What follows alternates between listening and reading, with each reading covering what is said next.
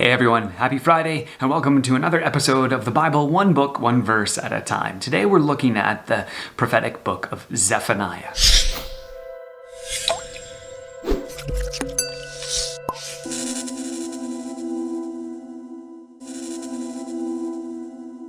Now, the book of Zephaniah is written during the time of King Josiah, and Josiah was a king in Jerusalem in the southern kingdom of Judah who wanted to revamp and revitalize the religious system in Jerusalem. He wanted to get people back to understanding and obeying the instructions that God had given them. He reinstituted the Passover and the festivals that were there and tried to get rid of pagan worship and the other practices that had been infiltrated or connected to this worship of God as the people kind of added different things from different cultures into what they were doing, worshiping God as well.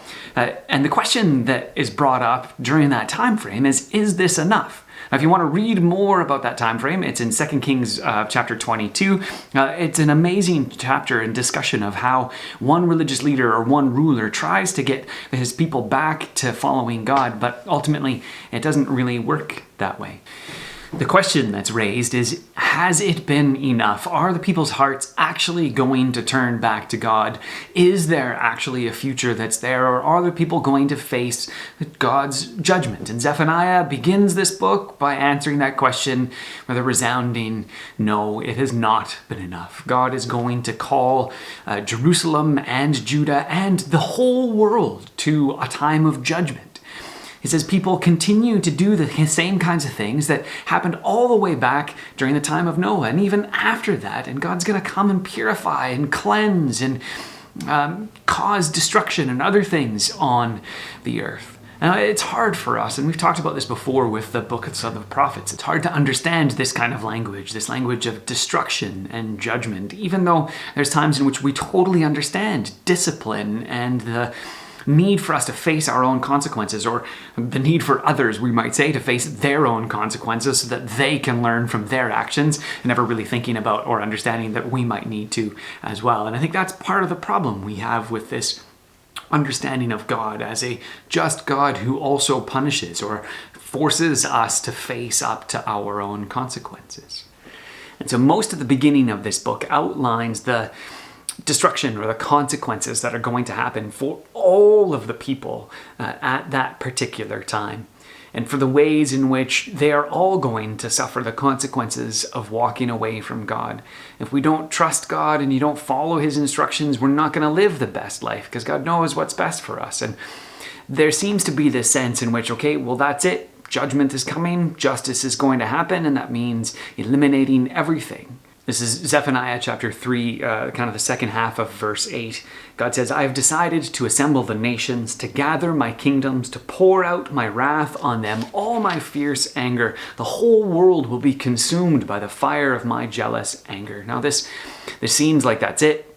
The whole world is going to be consumed. It's all done. But watch what happens next. Verse 9, God says, Then I will purify the lips of the people, that all of them will call on the name of the Lord and serve him shoulder to shoulder.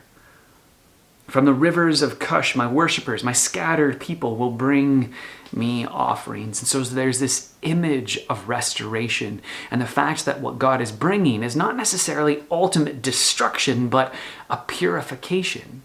It's like when we use heat to sterilize medical equipment or to boil off the slag in a crucible, a container where you melt precious metals to such a high degree that you can actually move the slag or the bad impurities off the top, so what you're left with is a pure nugget of precious metals. That's what this prophet is describing. Not destruction, but purification. That he will remove those things that cause us to continue to go in the wrong direction. And so that brings us to the key verse in Zephaniah. This is Zephaniah 3, verse 15.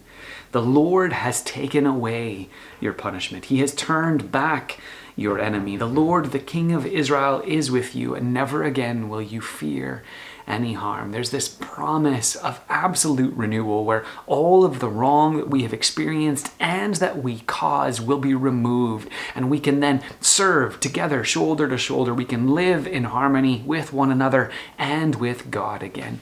And ultimately, the Christian church saw this as fulfilled in Christ, where all of the things that have led to our destruction or to the hurting of others have been nailed to the cross with Jesus and removed from us, and a new life is possible because of what he has done.